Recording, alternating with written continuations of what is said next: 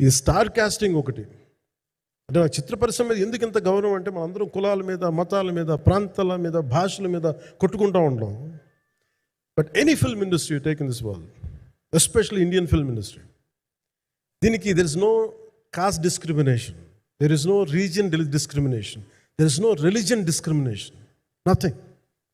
It's purely your creative potentiality, purely your creative ability. నువ్వు చిరంజీవి గారి తమ్ముడు కావచ్చు, చిరంజీవి గారి కొడుకు కావచ్చు, లేదంటే ఇంకొకళ్ళు అబ్బాయి కావచ్చు, మేనల్లుడు కావచ్చు, ఇట్ డజంట్ మ్యాటర్. నీకు టాలెంట్ లేకపోతే నువ్వు నిలబడలేవు, నీకు సత్తా లేకపోతే నువ్వు ఇక్కడ ఉండలేవు. అది నా కొడుకైనా సరే.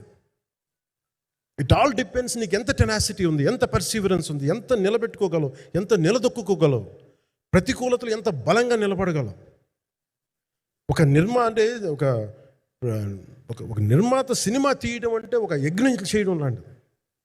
తిట్లు తినాలి, ఇబ్బందులు పడాలి, అన్నీ పడిన తర్వాత ఫైనల్ డబ్బులు మిగిలితే కూడా లేదు తెలియదు. ఇలాంటి పరిస్థితుల్లో నాకేమనిపించిందంటే ఈయన పడ్డ కష్టం చెప్పాలనిపించింది ఈ రోజున.